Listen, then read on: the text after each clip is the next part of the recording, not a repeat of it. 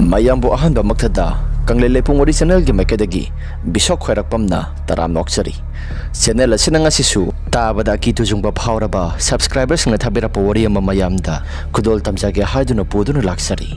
wari asi lithok charapa matamda soikiba langkiba kaya yarabosu mayamna nusibiduna ngakpiu haiduna hajari aduga amana channel asibu mapung phanba matamda saruga biboina adomadamna like amadi subscribe share to biram haiduna jari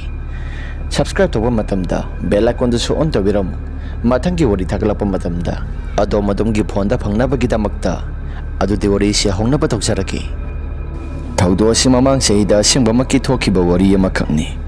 ai giming Nikesh kawi thaudo si mamang sehigi yoksang aroiba numita singba thokiba thaudo amakhakni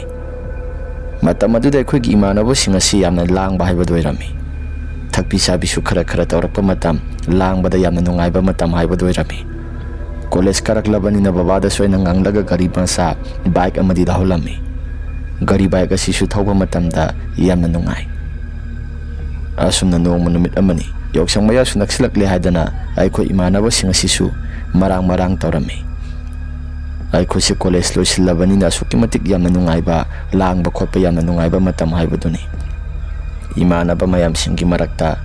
imanaba tonthoi haidana masu yorami imanaba tonthoi sina ngonda sumna swairaki Nikesh handaki yoksang asidi yamna nungaiba mongda aiko si langba khotpa tawsidana yadabro aiko su yai haidana imanaba tonthoi da hairami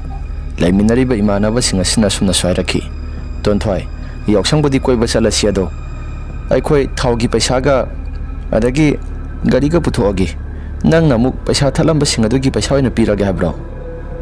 noi de su yamandro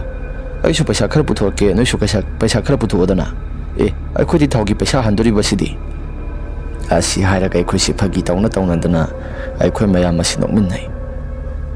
asuna yoksang maya si yorapa matamda ima oi su matam maduda thabak asi suba nomba tawraga paisa nongma gi khara tanjabani haujing adu mai khoi si tamo si thabak tawrapa matamda ima hoi baba oi si thabak potha halabani asumna ima ga baba ga daina paisa piu yoksang koi ba sakya bada ima ga baba ga sidi paisa do yamna likna pirai gari thau bo han gadra aduga yoksang koi ba gi paisa dum pi gadra ai khoi si matha su khara sari hadana ima na soingon da hirakhi ima gi bungo atomba yoksang su koi ba salaga thau gi paisa si sunang namuk han gadori bro as imanaba sing haktang punbani thau kai kra ma han basidi handragadi kamain tawni sidi ibunga thau hanbado halu kasu kai balaiti adubu paisa yoksang thapagi paisa amana atopa amana pihalabasu nangdi thau gi paisa ga gari ga putho ibasidi as ima saminariba imanaba duna paisa yaurak traba matamda aina kamaina paisa yaugde amu haga doribano adu sakadoriba gari sidi nangna thanda khaktadi natedana hoi si arisi paisa samara sanira kenu piro ai salagi sumna imadagi paisa si ai suda maklauraga gari thau paisa halaga ai khosi yoksang koiba du maksalami lapna yoksang ai khosu koiba du maksalami ai ge pokminaba makhagi naunupa haibodi ai gi khagi naunupa sisu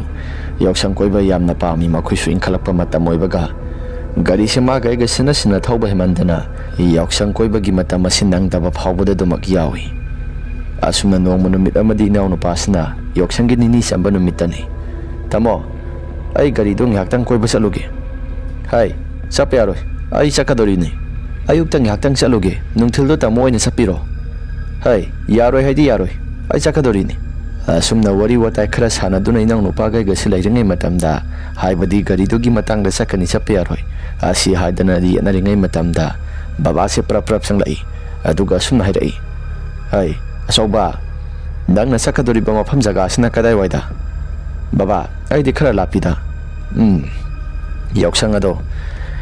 ai bu kumai si langa da mi koi ga da bani adubu lapna sapagi haina bisisu masi thadokpana khara phaiko baba kasu yamna lapna saloida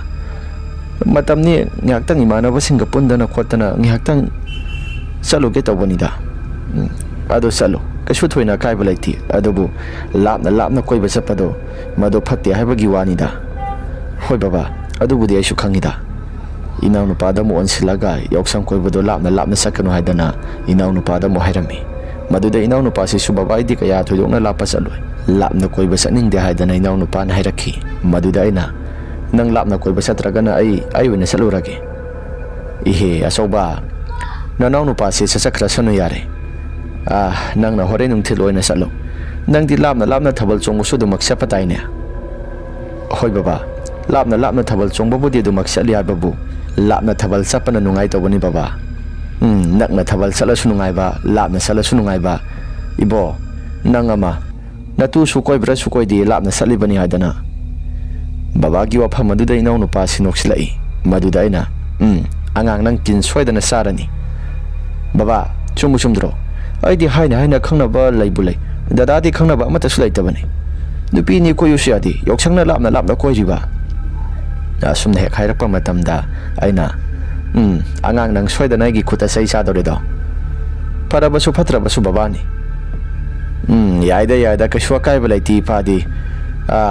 sigi matang asidi kai dabana phaiko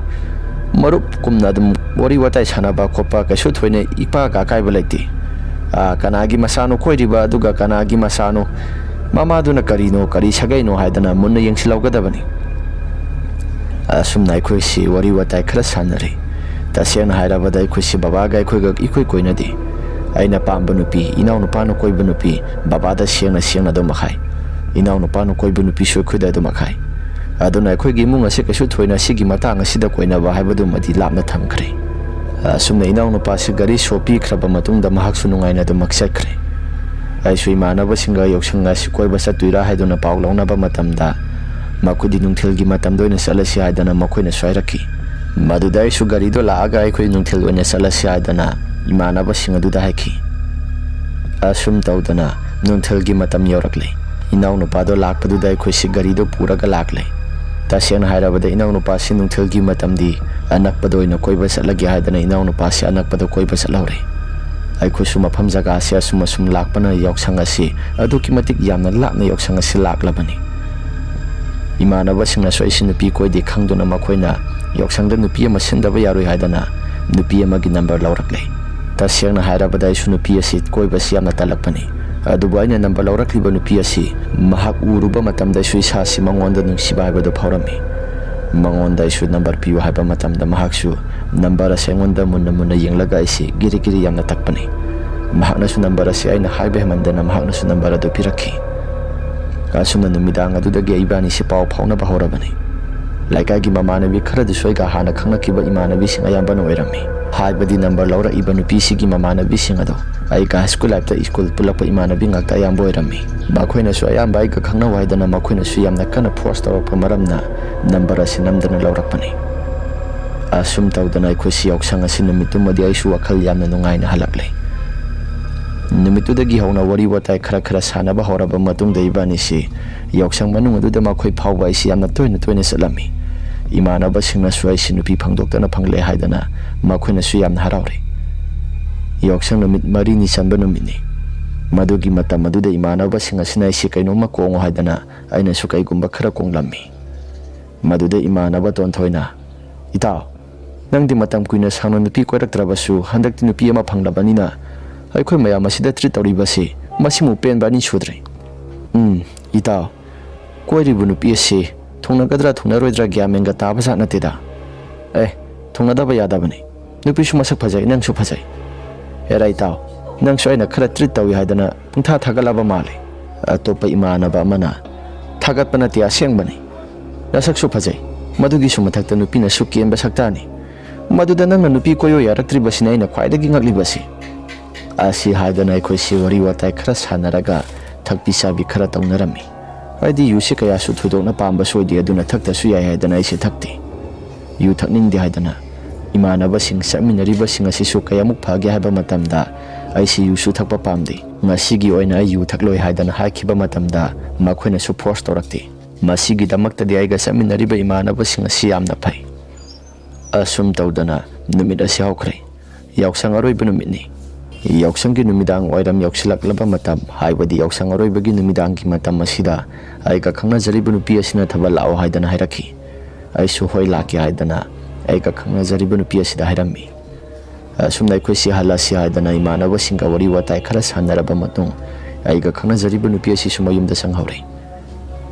ꯑꯩꯁꯨ ꯍꯣꯇꯦꯜꯗ ꯀꯩꯀꯩꯅꯣ ꯈꯔ ꯆꯥꯈꯤꯁꯤ ꯆꯥꯛ ꯌꯥꯝꯅ ꯂꯥꯝꯃꯤ ꯍꯥꯏꯗꯅ ꯏꯃꯥꯟꯅꯕꯁꯤꯡꯒ ꯄꯨꯂꯞ ꯀꯩꯀꯩꯅꯣ ꯈꯔ ꯆꯥꯔꯝꯃꯤ꯫ ꯅꯨꯃꯤꯠꯇꯨꯃꯗꯤ ꯑꯩꯁꯨ ꯌꯨꯁꯨ ꯈꯤꯇꯪ ꯊꯛꯏ, ꯑꯗꯨꯕꯨ ꯏꯃꯥꯟꯅꯕꯁꯤꯡ ꯑꯗꯨꯗꯤ ꯌꯨ ꯃꯌꯥꯝ ꯊꯛꯏ꯫ ꯃꯈꯣꯏꯁꯨ ꯌꯨ ꯑꯁꯤ ꯄꯦꯛ ꯑꯃꯅꯤ ꯂꯣꯏꯅ ꯊꯛꯄ ꯈꯛꯇꯁꯨ ꯅꯠꯇꯅ ꯄꯦꯛ 4-5 ꯆꯤꯡꯕ ꯐꯥꯎꯕꯗ ꯌꯥꯎꯔꯛꯑꯕꯅꯤ꯫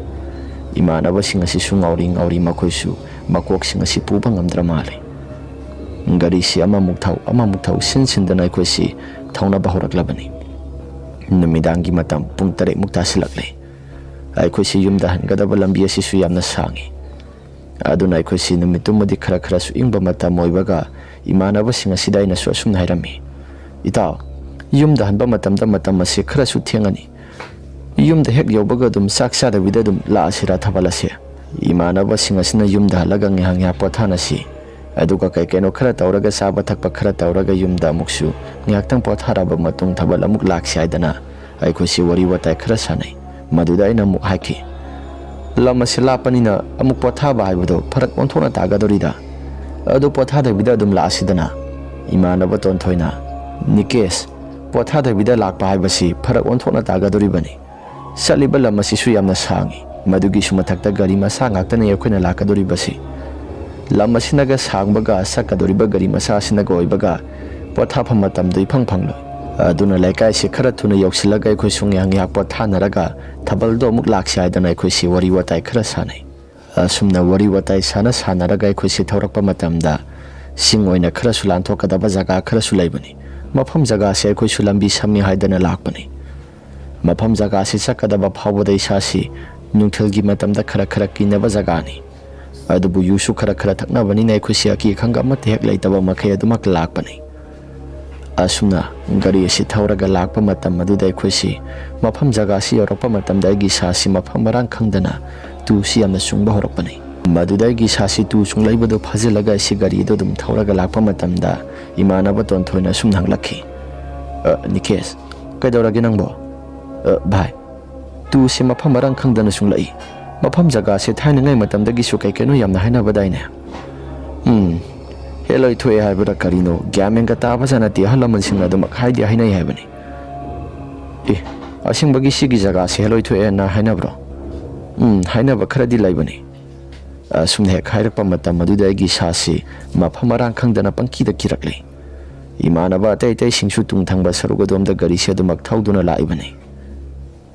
ꯑꯁꯨꯝꯅ ꯏꯃꯥꯟꯅꯕꯁꯤꯡ ꯑꯁꯤꯒ ꯑꯩꯈꯣꯏꯁꯤ ꯒꯥꯔꯤꯗꯣ ꯃꯊꯪ ꯃꯅꯥꯎ ꯊꯧꯔꯒ ꯂꯥꯛꯄ ꯃꯇꯝꯗ ꯑꯩꯅ ꯃꯃꯥꯡ ꯊꯥꯅ ꯊꯧꯕꯅꯤ꯫ ꯒꯥꯔꯤꯒꯤ ꯃꯃꯥꯡ ꯊꯪꯕ ꯁꯔꯨꯛ ꯑꯗꯣꯝꯗ ꯆꯤꯡꯈꯣꯡ ꯆꯤꯡꯌꯥ ꯊꯪꯕ ꯁꯔꯨꯛ ꯑꯗꯣꯝꯗ ꯈꯔꯁꯨ ꯁꯣꯡꯕ ꯃꯣꯡꯁꯣꯡ ꯑꯃ ꯂꯩ꯫ ꯃꯣꯡꯁꯣꯡ ꯑꯗꯨ ꯐꯦꯔꯦ ꯍꯥꯏꯗꯅ ꯑꯩꯁꯤ ꯈꯔ ꯂꯥꯞꯇꯛꯅ ꯂꯩꯔꯤꯉꯩ ꯃꯇꯝꯗꯒꯤ ꯍꯧꯅ ꯎꯔꯛꯂꯕꯅꯤ꯫ ꯃꯗꯨꯗ ꯑꯩꯁꯤ ꯀꯔꯤꯅꯣ ꯍꯥꯏꯗꯅ ꯈꯔ ꯅꯛꯁꯤꯜꯂꯒ ꯈꯥꯝꯕ ꯃꯇꯝꯗ ꯏꯃꯥꯟꯅꯕ ꯇꯣꯟꯊꯣꯏꯅ, ꯀꯩꯗꯧꯔꯒꯦ ꯅꯪꯕꯣ? ꯒꯥꯔꯤꯁꯤ ꯐꯠ ꯂꯥꯎꯅ ꯈꯥꯝꯃꯛꯏꯕꯗꯣ ꯑꯥꯗ ꯃꯣꯡꯁꯣꯡ ꯑꯁꯤꯗ ꯐꯦꯔꯦ ꯂꯥꯎꯅ ꯅꯣꯝꯃꯤꯕ ꯑꯁꯤ ꯀꯔꯤꯅꯣ?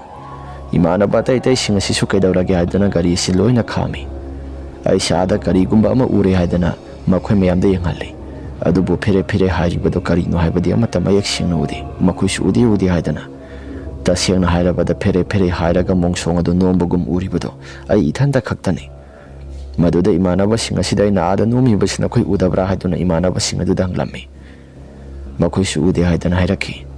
ꯑꯁꯨꯝꯅ ꯂꯩꯔꯤꯉꯩ ꯃꯇꯝꯗ ꯃꯣꯡꯁꯣꯡ ꯃꯔꯛ ꯑꯗꯨꯗꯒꯤ ꯀꯅꯥꯒꯨꯝꯕ ꯅꯨꯄꯤ ꯑꯃ ꯃꯃꯤ ꯁꯥꯃꯤ ꯑꯣꯏꯅ ꯑꯍꯥꯟꯕꯗ ꯊꯣꯛꯂꯝꯃꯤ꯫ ꯑꯗꯨꯒꯗꯤ ꯉꯥꯏꯍꯥꯛꯇꯪꯒꯤ ꯃꯇꯨꯡꯗ ꯅꯨꯄꯤ 3-4 ꯑꯃꯨꯛ ꯊꯣꯔꯛꯇꯨꯅ ꯃꯈꯣꯏ 7 ꯆꯞ ꯆꯥꯅ ꯍꯦꯛ ꯑꯩꯒꯤ ꯏꯃꯥꯡꯃꯛꯁꯤꯗ ꯃꯣꯡꯁꯣꯡ ꯑꯗꯨꯒꯤ ꯃꯃꯥꯡꯃꯛꯇꯗ ꯆꯞ ꯍꯦꯛꯇ ꯂꯦꯞꯄꯤ꯫ ꯅꯨꯄꯤꯁꯤꯡ ꯑꯗꯨ ꯇꯁꯦꯡꯅ ꯍꯥꯏꯔꯕꯗ ꯃꯁꯛ ꯑꯗꯨꯛꯀꯤ ꯃꯇꯤꯛ ꯌꯥꯝꯅ ꯐꯖꯩ꯫ ꯌꯦꯡꯕ ꯃꯇꯝꯗ ꯅꯨꯄꯤꯁꯤꯡ ꯑꯗꯨ ꯍꯥꯏꯅꯤꯡꯉꯥꯏ ꯂꯩꯇꯅ ꯐꯖꯩ꯫ ꯑꯩꯁꯤ ꯕꯥꯏꯛ ꯑꯗꯨ ꯈꯥꯝꯂꯕ ꯃꯇꯨꯡ ꯃꯈꯥꯗ ꯄ꯭ꯔꯞ ꯀꯨꯝꯊꯒꯦ ꯍꯥꯏꯗꯅ ꯇꯧꯏ꯫ ꯑꯗꯨꯕꯨ ꯏꯃꯥꯟꯅꯕꯁꯤꯡ ꯑꯁꯤꯅ ꯑꯩꯁꯦ ꯀꯩꯗꯧꯕ ꯌꯥꯎꯔꯒꯦ ꯍꯥꯏꯗꯅ ꯇꯥꯞ ꯂꯥꯎꯅ ꯐꯥꯏ꯫ ꯇꯣꯟꯊꯣꯏꯅ, ꯀꯩꯗꯧꯔꯒꯦ ꯅꯪꯕꯣ? ꯅꯠꯇꯦ, ꯃꯐꯝ ꯃꯔꯥꯡ ꯈꯪꯗꯅ ꯃꯣꯡꯁꯣꯡ ꯑꯁꯤ ꯇꯝꯅ ꯅꯪꯅ ꯆꯪꯒꯦ ꯍꯥꯏꯗꯅ ꯇꯧꯔꯤꯕꯗꯣ ꯀꯔꯤꯒꯤꯅꯣ? ꯏꯇꯥꯎ, ꯑꯥꯗ ꯅꯨꯄꯤ 7 ꯈꯛ ꯂꯩꯔꯤꯕꯁꯤ ꯅꯪ ꯎꯗꯕ꯭ꯔꯣ? ꯍꯥꯏꯗꯅ ꯑꯩꯁꯤ ꯏꯃꯥꯟꯅꯕ ꯇꯣꯟꯊꯣꯏꯗ ꯀꯩꯅꯣ ꯈꯔꯁꯨ ꯍꯥꯏꯔꯝꯃꯤ꯫ ꯃꯗꯨꯗ ꯇꯣꯟꯊꯣꯏꯅ ꯎꯗꯦ ꯍꯥꯏꯗꯅ ꯃꯍꯥꯛꯅꯁꯨ ꯍꯥꯏꯔꯛꯂꯝꯃꯤ꯫ ꯑꯩꯁꯨ ꯃꯈꯣꯏꯅ ꯎꯗ꯭ꯔꯤꯕꯁꯤ ꯃꯌꯦꯛ ꯁꯦꯡꯅ ꯎꯍꯜꯂꯒꯦ ꯍꯥꯏꯗꯅ ꯑꯥꯗ ꯂꯩꯔꯦ ꯍꯥꯏꯗꯅ ꯑꯩꯁꯤ ꯈꯨꯠ ꯊꯤꯜꯂꯒ ꯇꯥꯛꯂꯝꯃꯤ꯫ ꯑꯗꯨꯕꯨ ꯑꯩꯅ ꯐꯅ ꯇꯥꯛꯂꯕꯁꯨ ꯃꯈꯣꯏꯒꯤ ꯃꯁꯥꯗ ꯀꯔꯤꯒꯨꯝꯕ ꯑꯃꯠꯇꯁꯨ ꯎꯗꯦ꯫ ꯑꯩꯅ, ꯑꯥꯗ ꯂꯩꯔꯤꯁꯤ ꯅꯈꯣꯏ ꯀꯔꯤꯒꯨꯝꯕ ꯑꯃꯠꯇ ꯎꯗ꯭ꯔꯕ꯭ꯔꯣ? ꯃꯈꯣꯏ 7ꯇꯨꯅꯁꯨ ꯑꯩꯉꯣꯟꯗ ꯅꯣꯛꯐꯦꯠ ꯌꯦꯡꯂꯒ ꯁꯤꯗ ꯂꯥꯛꯑꯣ ꯍꯥꯏꯕꯒꯤ ꯃꯇꯥꯒꯨꯝꯅ ꯈꯨꯠ ꯈꯜꯂꯛꯄꯅꯤ꯫ ꯃꯗꯨꯗ ꯏꯃꯥꯟꯅꯕꯁꯤꯡ ꯑꯁꯤꯅ Masigi mafam jaga simina sukai keno khara swainabani masi puraga khara thuna salasi asi haidana imanaba singaduna isi makhoi mayam sangduna pharaga isi gari maning aduda tonghalle asumna igi bike aduda khoi hum masi namsilaga lakpani tung thangba saruga domdana imanaba tonthoi si laire aduga mamang thangba saruga domdana imanaba ama laire makhoi ani sangaga isi sappaga makhoina purakpani asumna isi lakpa matam aduda tunglom da nupi mayam amana nokhedana sanabagumna makhol khara soi si tarakpani maduda isi karino hadana tung laitholaga he yingluba matamda tung thangba saruga somsida nupi pareng sangna inaraklibado mami sami oina isi urakpani nokhedana inaraklibado isu adumak tai makhol singado taba matamda imanaba singa sisu makhoi gi mamita kai gumba mata udamale aisu imanaba singaduda tung thangba saruga somsida nupi mayam ama inarakle nupi taruk tari inarakle haidana isi imanaba singaduda hairami maduda makhoi su karino nang ngasai tauriba mayam asi nang ngaura male haidana isi imanaba singaduna haibirai asumna isi yumda yaurakpa matamda ngasai makai aina ukiba mayam pumnamak singadu imanaba singaduna tauraga babaga imaga da wari watai khara sanai maduda imana ibunga nang thabal chakranu yum asida gyan tana lairo natragadi nang mafam jagadu lalaga chatok chachin tauba matamda pharak taba haibado igadoribani imada aina ima ai kachu tawdi makhoi mayamna isi panghaida hisilaga imana thajarido karigino asumna imanaba mayam asina ikhoisi thabal ngasigi oina salagum siadana imanaba singaduna isi thanamlaga makhoisu chatkre masigi matungda imaga babaga na isi thabal chappa yaroi haidana yamna seksina senarami asumna isi mitasu kaikeno masi marang yamna urakpani aiga khangna jaribu nupi asina su thabal lakani haibagi khawrangmado mahak sungairamgadoribani asumna isi sak saba toklaba matungda aigi nakong asida kanagumba nupi amana aigi ming asi kauraga mapalda mutang tholak o haidana yamna kana kaurakpani maduda isi karino haidana prapra mapalda tholaga yingluba matamda thongal asida nupi pareng sangna kanagumba misaga mangaibagumna pareng sangna hekta lepaga leirami tauriba mong matoksin asida isi karino haidana wakhalda su khallaga thongal phawbutang thoklubani madugi matungdagi aigi sasi nupi mayam amana soro sialaga isi adumak lakpani nupi amana aigi sasi soro singlaga dumak sali aduga ngihaktang leiraba matungda nupi amana amuk tung thangba saruga somdagi amuksu kaikeno posai khara yamna ilakpani mahakna ilaiba posai mayam singado ahaw athomba ngaktani asumna isi mafam marang khangdana makhoi tareka aiga si pulap puna hekta saminarakpani ngaihaktangi matungda isi moibung khongbagi makhol yamna taraki pungjal thilaga lakpagumna isi makhol khara tarakpani makhol singa se hek tarakpa matamda igi sasi yamna hainaramde mi asiba puthorakpagumna makhol khara khallaga isi yamna kijai haidana makhoi mayam singaduda isi hairami maduda makhoina sunang kiganu aikhoi gitung inaraklo haidana aisi makhoi gitung inarakpani imanaba tonthoi asisu yamna kana kauraga ibu inarakpani adubu aigi nakong asina makhoina kaurakpa singadusu loina tai tawbadabu makhoina kaurakpado tajarabasu aigi sasi aina khumba matamda makhoina kaurakpado somata hek takhidri asumna makhoina kaurakpadi taba aduga aina khumbadana tadaba asumna tawraga isi koisen senduna leirami ngai haktang leiramlaba matungda aigi sasi mafam marang khangdana gyan adumak mangkhre imanaba mayam singa sisu aisi phanaba haidana yamna kana selakpagumna makhol khara sutarakpani asumna isi imanaba mayam singa lakna phana tawraba matungda isi yumda putharakle hai aduga yumda kaikeno khara ahawba athumba pijaraba matamda aigi sasi yamna lakna phanaba tawduna isi yamna wana isi poptaba makhai wakhal manglaga taki hai imanaba singa pauk tamba matamda aisi tasena hairabada heloina selubani hai asum tawdana isi numit nini humni phawbudi isi sasi gyamenga amata taba tawda mathong maram khangdana isu isasi apunaba amana pubagumna isasi laitafam amata khanglamdi thongnau singa silon silaga loina thami haibadagi kaagi thongnau singa si mapalda hekta chenthokki tawi lai ama khairam laba soigi sasi kaya thoina phawa so ama toidabani aigi imangda sunupi pareng sangna pareng oina aina ahing tumlingai matamda nupi mayam ama pareng sangna hekta uba asigumba thawdo si hekta lepa leitana thokpa horapani nong manumit amasuni aisi sak saringai matamda nupi amana aigi minga se thongalda kauraklaga khara thuna laklo nang mapala sidai khoina ngairaga leire haidana nupi amana yamna kana kaurakpani. Aisi mapal thoki haidana yamna kana senthokpani. Maibasina yengba matamda aisi phaba kauba lairaktabaduda babaga imagana aisi yamna kana khongkhut pullaga phajille. Asumna phajillaba matungda aisu isasi saki haidana yamna kana sabra tawrami hai. Aina yum manungda satlibani pairibani haidana khuning ase kangkhattana yamna kana mathak thangba saruk adomda pairibani haidana yamna tawrami hai. Asigi tawriba mawng matawsing asida imasi yengaga imasi yamna kapsarami. Aisu imana kapasi ui. Tawbadabu aigi wakhalda laitadaba amadi phawraga imana kapasi yenglaga aisi adumak nokpa haibadu oirami. Ahingi matamdu phawbada aisi tumbada nena tana tumthaba haibadu oiramdi. Aigi khongkhutsing asi pulap punsilaga imana su masi amata lengba yaroi haidana imana aisi yamna kana hairami. Maduda aisu imana khongkhut punsilibadu karigino hairaga aisi gyan matek taraga hangluba matamda imana aisi apunaba amana pure. Aduna hayengdi maiba ama kauraga yenghandaba yaroi dawri. Maiba ama kauraba matamda farakanda khongkhut puliba mayamsing asi thadokadawribani haidana imana swairaklammi. Asumna nongalaklaba matamda aisi maiba amana yengbani. Maibaduna yengba matamda aigi sasi aduki matik maibasi yengbada aisu isasi saina khol phawba haibadu oirami. Taireng pumbai manana mantra solaga isada kalakpada isasi aduki matik saina khol phawraga isasi yamna naba haibadu oirami. Masigi matungda baba hoi ima hoi na su maibaduda kaikeno khara haizillaba matungda maibaduna su aisi yamna kana yenglami. Asum tawdana aisi imanaba mayam sangduna pharaga laknari. Aina pamba karino ama pizage haidana maibaduna swairakhi. Maduda aisu laphoi laphang tare sage haidana maibaduda hairami. Maduda maibaduna laphoi laphang tare leirusu haidana khudakta imanaba sing tharaga lehalami.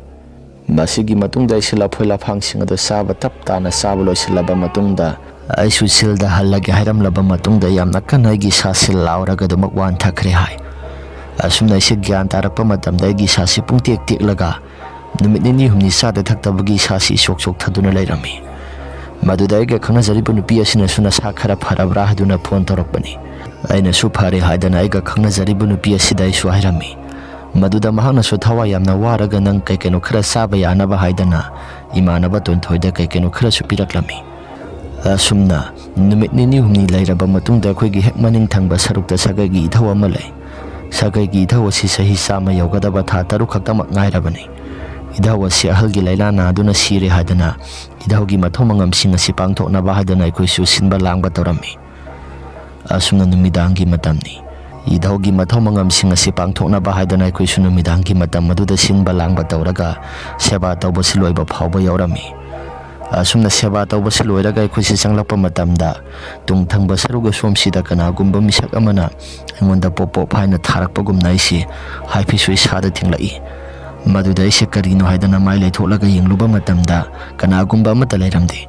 Seba tawbagi changlakpa miyoising aduda aisi karigumba amadi pop tharai haidana laiminariba lakminariba mayamsing aduda aisi hairami. Maduda makhoina su kaisu thoidokpa amata tawdi nangi nasada kaikeno khara tawbaduda oiramba yai haidana makhoina swairakhi. Maduda aina kaka aigi sada kaikeno khara tawba hairisi karigino karino kaka nang siandakti kaikeno khara heloina siali haidana tawrubado. Maduda ibo nangi nasada aikhoina thengdaba aikhoina tadaba karigumba ama tawrabra haduna aikhoi si hanglaibani. Asumna isi makhoina hairaiba mayamsing aduda isu ngarang nahan aigi sasi laina sengkhiba haibadi heloi thengnarakpadagi heloina sengkhibado madugi warising adu aina makhoida hangi. Maduda makhoina su asumna hairakhi asibo nang thinaba honabada aikhoi si laikai sara salmba makhai singthak asida koichat chatlaga aikhoi si koithi thiribani. Ado kaka nakhoina thiriba nakhoina kauriba mayamsing adu aidi loina tai tawbadabu aina kauriba khumiba mayam pumnamak sing adudi nakhoi amata tadraba male. Maduda kaka hoina su heloina sembase kamaina tawge haidana hanglakhi masak phajabra haidana aisu masak phajai makhoi tare na aisa koching singduna puduna chali. Makhoina aisa kaikeno khara su pijakhi haidana kaka hoida haikhi. Maduda kaka amana ibungo heloina seluba haibasi ahawa thumba yamna pijadana nangi wakhalda khaliba mayamsing ado taseng hairabada santhi thibaka pijai haidana yamna hainaribani halamansingna aikhoisu heloina seludabani khangdri madumati. Kaka asigi wafam asida aina su kaka ꯑꯗꯨꯗꯤ ꯑꯩꯅ ꯁꯥꯈꯤꯕ ꯃꯌꯥꯝꯁꯤꯡ ꯑꯗꯨꯗꯤ ꯁꯟꯊꯤ ꯊꯤꯕꯥꯛꯀꯨꯝꯕ ꯂꯩꯕꯥꯛ ꯐꯠꯇꯕ ꯃꯌꯥꯝꯁꯤꯡ ꯑꯣꯏꯔꯝꯒꯗ꯭ꯔꯥ? ꯑꯩꯗꯤ ꯏꯁꯥꯁꯦ ꯍꯧꯖꯤꯛꯋꯥꯏꯗ ꯊꯨꯛ ꯊꯨꯛ ꯂꯥꯎꯈꯠꯂꯛꯂꯦ꯫ ꯑꯣꯏꯔꯝꯕ ꯌꯥꯏ ꯑꯣꯏꯔꯝꯗꯕ ꯌꯥꯏ, ꯀꯩꯁꯨ ꯊꯣꯏꯅ ꯍꯦꯟꯅ ꯋꯥꯈꯜꯗ ꯈꯜꯂꯨꯔꯅꯨꯗ꯫ ꯅꯪꯁꯨ ꯅꯁꯥꯁꯦ ꯍꯧꯖꯤꯛꯇꯤ ꯀꯩꯁꯨ ꯇꯧꯗ꯭ꯔꯕꯁꯤꯗꯤ꯫ ꯂꯥꯛꯑꯣꯁꯦ, ꯌꯨꯝꯗ ꯈꯔ ꯊꯨꯅ ꯆꯠꯁꯤ, ꯑꯍꯤꯡꯒꯤ ꯃꯇꯝꯅꯒ ꯑꯣꯏꯁꯤꯜꯂꯛꯄꯅꯤ꯫ ꯃꯤ ꯑꯁꯤꯕ ꯁꯦꯕꯥ ꯇꯧꯔꯨꯕꯒꯤ ꯃꯪꯗꯒ ꯀꯥꯔꯛꯄꯅꯤ, ꯃꯪꯗꯒꯤ ꯀꯥꯔꯛꯄꯅꯤꯅ ꯏꯁꯥꯁꯤ ꯀꯩꯅꯣꯝꯃꯗꯤ ꯏꯇꯧ ꯇꯧꯏ꯫ ꯃꯌꯥꯝ ꯑꯁꯤ ꯌꯨꯝ ꯌꯧꯅꯕ ꯑꯩꯈꯣꯏ ꯄꯨꯂꯞ ꯄꯨꯟꯅ ꯆꯠꯂꯁꯤ꯫ ꯑꯁꯤ ꯍꯥꯏꯗꯅ ꯑꯩꯈꯣꯏꯁꯤ ꯌꯨꯝꯗ ꯂꯥꯛꯄꯅꯤ꯫ ꯀꯀꯥ ꯑꯁꯤꯁꯨ ꯑꯩꯈꯣꯏꯒꯤ ꯃꯃꯥꯡ ꯊꯪꯕ ꯁꯔꯨꯛ ꯑꯗꯣꯝꯗ ꯃꯍꯥꯛꯀꯤ ꯌꯨꯝꯁꯤ ꯂꯩꯕꯅꯤ꯫ ꯃꯍꯥꯛꯀꯤ ꯌꯨꯝꯗ ꯆꯪꯍꯧꯔꯤ꯫ ꯑꯩꯁꯨ ꯌꯨꯝꯗ ꯆꯪꯒꯦ ꯍꯥꯏꯗꯨꯅ ꯍꯦꯛ ꯇꯧꯕ ꯃꯇꯝꯗ ꯃꯅꯤꯡ ꯊꯪꯕꯗ ꯂꯩꯔꯤꯕ ꯏꯙꯧꯍꯣꯏꯒꯤ ꯌꯨꯝ ꯑꯗꯨ ꯃꯈꯣꯏꯒꯤ ꯁꯪꯒꯣꯏ ꯑꯁꯤꯗ ꯀꯅꯥꯒꯨꯝꯕ ꯃꯤꯁꯛ ꯑꯃ ꯄ꯭ꯔꯞ ꯊꯣꯛꯂꯛꯂꯒ ꯃꯈꯣꯏꯒꯤ ꯊꯣꯡꯀꯥꯜ ꯑꯁꯤꯗ ꯆꯞ ꯇꯤꯡꯕ ꯃꯈꯩ ꯂꯦꯞꯄꯒ ꯂꯩꯈꯤ꯫ ꯃꯩ ꯑꯁꯤꯁꯨ ꯃꯨꯁꯤ ꯃꯨꯁꯤ ꯊꯥꯜꯂꯤꯕ ꯃꯔꯛ ꯑꯗꯨꯗ ꯑꯩꯁꯦ ꯀꯔꯤꯅꯣ ꯍꯥꯏꯗꯅ ꯃꯨꯟꯅ ꯌꯦꯡꯕꯅꯤ꯫ ꯑꯥꯗꯒꯤꯁꯦ ꯀꯔꯤꯅꯣ? ꯃꯇꯝꯅꯒ ꯃꯇꯝ ꯐꯠꯇꯕꯅꯦ, ꯑꯩꯁꯨ ꯍꯥꯏꯐꯦꯠꯇꯪ ꯆꯪꯁꯤꯜꯂꯒ ꯌꯦꯡꯉꯨꯁꯤꯔꯥ? ꯌꯦꯡꯉꯨꯔꯒꯦ꯫ ꯑꯁꯤ ꯍꯥꯏꯗꯨꯅ ꯑꯩꯁꯦ ꯃꯅꯥꯛ ꯋꯥꯏꯗ ꯈꯔ ꯆꯪꯁꯤꯜꯂꯒ ꯌꯦꯡꯂꯨꯕ ꯃꯇꯝꯗ ꯀꯅꯥꯒꯨꯝꯕ ꯑꯃꯠꯇꯃꯨꯛ ꯂꯩꯔꯝꯗꯦ꯫ ꯃꯇꯝ ꯑꯗꯨꯗ ꯑꯩꯒꯤ ꯏꯁꯥꯁꯤ ꯏꯉꯛ ꯉꯛꯇꯨꯅ ꯑꯩꯁꯤ ꯀꯤꯁꯨ ꯀꯤꯔꯛꯄꯒ ꯄ꯭ꯔꯞ ꯑꯩꯈꯣꯏꯒꯤ ꯁꯨꯃꯥꯡꯗ ꯆꯪꯂꯛꯄꯅꯤ꯫ ꯁꯨꯃꯥꯡꯗ ꯆꯪꯂꯛꯄ ꯃꯇꯝꯗ ꯀꯣꯟꯊꯣꯡ ꯑꯁꯤꯗ ꯍꯧꯔꯤꯕ ꯎ ꯋꯥ ꯃꯌꯥꯝꯁꯤꯡ ꯑꯁꯤ ꯐꯦꯔꯦ ꯍꯥꯏꯔꯒ ꯁꯝꯕ ꯂꯩ ꯃꯌꯥꯝꯁꯤꯡ ꯑꯁꯤꯁꯨ ꯀꯅꯥꯒꯨꯝꯕ ꯃꯤꯁꯛ ꯑꯃꯅ ꯈꯦꯠꯂꯒ ꯂꯥꯛꯄꯒꯨꯝꯅ ꯅꯣꯝꯕꯅꯤ꯫ ꯃꯇꯧꯗꯨꯗ ꯑꯩꯒꯤ ꯏꯁꯥꯁꯤ ꯀꯤꯊꯤ ꯀꯤꯔꯨꯝ ꯇꯧꯔꯒ ꯏꯃꯥ ꯍꯥꯏꯗꯅ ꯌꯥꯝꯅ ꯂꯥꯛꯅ ꯀꯧꯏ꯫ ꯃꯗꯨꯗ ꯏꯃꯥꯁꯦ ꯄ꯭ꯔꯞ ꯊꯣꯛꯂꯛꯑꯒ ꯑꯩꯉꯣꯟꯗ ꯀꯩꯗꯧꯔꯒꯦ ꯍꯥꯏꯗꯅ ꯍꯪꯉꯤ꯫ ꯑꯩꯁꯨ ꯍꯧꯖꯤꯛ ꯉꯥꯏꯍꯥꯛꯇꯪꯒꯤ ꯃꯃꯥꯡꯗ ꯊꯣꯛꯈꯤꯕ ꯋꯥꯔꯤ ꯃꯌꯥꯝꯁꯤꯡ ꯑꯗꯨ ꯂꯣꯏꯅ ꯇꯝꯂꯤ꯫ ꯃꯗꯨꯗ ꯏꯃꯥꯅ, ꯉꯥꯏꯈꯣ, ꯃꯩ ꯑꯁꯦꯡꯕ ꯑꯃ ꯄꯨꯊꯣꯔꯛꯀꯦ, ꯅꯪꯒꯤ ꯏꯁꯤꯡ ꯉꯁꯥꯏꯗꯒꯤ ꯊꯝꯂꯕꯅꯤ ꯍꯥꯏꯗꯅ ꯕꯕꯥꯒ ꯏꯃꯥꯒ ꯑꯁꯤ ꯄ꯭ꯔꯞ ꯊꯣꯛꯂꯛꯏ꯫ ꯑꯗꯨꯒ ꯏꯅꯥꯎꯅꯨꯄꯥꯁꯨ ꯊꯣꯔꯛꯇꯨꯅ ꯃꯈꯣꯏ ꯑꯍꯨꯝ ꯁꯪꯗꯨꯅ ꯑꯩꯁꯦ ꯏꯔꯨ ꯃꯥꯏꯊꯜꯂꯨꯖꯕ ꯂꯣꯏꯁꯤꯜꯂꯕ ꯃꯇꯨꯡ ꯑꯩꯁꯦ ꯀꯥꯗ ꯆꯪꯂꯛꯏ꯫ ꯑꯗꯨꯒ ꯏꯃꯥꯅ ꯈꯨꯖꯨ ꯂꯩꯈꯥꯃꯨꯛ ꯊꯣꯛꯂꯕ ꯃꯇꯝꯗ ꯑꯩꯒꯤ ꯏꯁꯥꯁꯤ ꯀꯩꯁꯨ ꯊꯣꯏꯗꯣꯛꯄ ꯇꯧꯗꯅ ꯑꯗꯨꯃꯛ ꯇꯨꯝꯈ꯭ꯔꯦ꯫ ꯅꯣꯡꯉꯥꯜꯂꯕ ꯃꯇꯨꯡꯗ ꯑꯩꯁꯦ ꯉꯔꯥꯡ ꯊꯣꯛꯈꯤꯕ ꯊꯧꯗꯣꯛꯁꯤꯡ ꯑꯗꯨ ꯂꯣꯏꯅ ꯇꯝꯂꯤ ꯏꯃꯥꯗ꯫ ꯃꯗꯨꯗ ꯏꯃꯥꯅꯁꯨ ꯑꯁꯨꯝꯅ ꯍꯥꯏꯔꯛꯈꯤ, "ꯏꯕꯨꯡꯉꯣ, ꯃꯅꯤꯡꯒꯤ ꯅꯕꯨꯙꯧ ꯑꯁꯤ ꯁꯤꯔꯝꯗꯥꯏꯒꯤ ꯃꯇꯝꯗꯣ ꯐꯦꯔꯦ ꯑꯣꯜꯂꯒ ꯁꯤꯈꯤ ꯍꯥꯏ꯫ ꯉꯔꯥꯡꯁꯨ ꯅꯈꯣꯏꯅ ꯁꯦꯕꯥ ꯇꯧꯕ ꯍꯜꯂꯛꯇ꯭ꯔꯤꯉꯩ ꯃꯇꯝꯗ ꯃꯈꯣꯏꯒꯤ ꯁꯤꯗ ꯂꯩꯔꯤꯕ ꯑꯩꯈꯣꯏꯒꯤ ꯍꯦꯛ ꯃꯅꯤꯡ ꯊꯪꯕ ꯁꯔꯨꯛ ꯑꯗꯣꯝꯗ ꯂꯩꯔꯤꯕ ꯁꯪꯒꯣꯏ ꯑꯁꯤ ꯗꯤꯟ ꯃꯊꯛ ꯑꯁꯤꯗ ꯗꯣꯡ ꯍꯥꯏꯗꯅ ꯌꯥꯝꯅ ꯀꯟꯅ ꯐꯨꯕꯒꯨꯝꯅ ꯃꯈꯣꯜ ꯈꯔꯁꯨ ꯇꯥꯕꯅꯤ꯫ ꯃꯗꯨ ꯈꯛꯇꯁꯨ ꯅꯠꯇꯦ, ꯃꯈꯣꯏꯒꯤ ꯁꯪꯒꯣꯏ ꯃꯅꯨꯡꯗ ꯂꯩꯔꯤꯕ ꯄꯣꯠꯆꯩ ꯃꯌꯥꯝꯁꯤꯡ ꯑꯁꯤ ꯀꯅꯥꯒꯨꯝꯕ ꯃꯤꯁꯛ ꯑꯃꯅ ꯆꯤꯡꯊꯗꯅ ꯊꯨꯒꯥꯏꯕ ꯌꯥꯡꯈꯥꯏꯕ ꯑꯗꯨꯒ ꯆꯈꯥꯏꯕꯒꯤ ꯃꯈꯣꯜꯁꯤꯡ ꯑꯁꯤ ꯂꯦꯞꯄ ꯂꯩꯇꯅ ꯇꯥꯔꯛꯄꯅꯤ꯫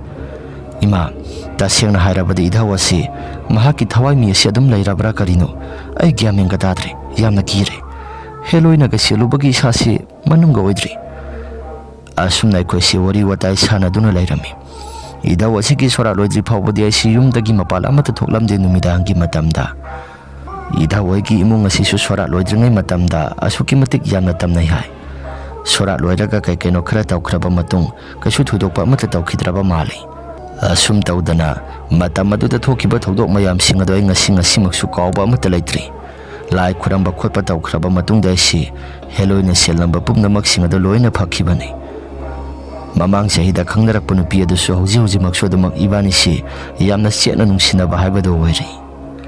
ꯋꯥꯔꯤ ꯑꯁꯤ ꯃꯇꯥꯡ ꯑꯁꯤꯗ ꯂꯣꯏꯁꯤꯟꯖꯔꯦ꯫ ꯋꯥꯔꯤ ꯑꯁꯤ ꯅꯨꯡꯉꯥꯏꯕꯤꯔꯕꯗꯤ ꯂꯥꯏꯛ ꯑꯃꯗꯤ ꯁꯕꯁꯀ꯭ꯔꯥꯏꯕ ꯁꯤꯌꯔ ꯇꯧꯕꯤꯔꯝꯃꯨ ꯍꯥꯏꯗꯨꯅ ꯍꯥꯏꯖꯔꯤ꯫ ꯑꯗꯨꯒ ꯑꯃꯅ ꯑꯗꯣꯝꯒꯤ ꯏꯁꯥꯗ ꯊꯣꯛꯄ ꯑꯁꯦꯡꯕ ꯋꯥꯔꯤꯁꯤꯡ ꯂꯩꯕꯤꯔꯒꯗꯤ ꯑꯩꯈꯣꯏꯅ ꯄꯤꯊꯣꯛꯆꯔꯤꯕ WhatsApp ꯅꯝꯕꯔ ꯑꯁꯤꯗ ꯊꯥꯕꯤꯔꯛꯅꯕ ꯅꯤꯡꯁꯤꯡꯖꯔꯤ꯫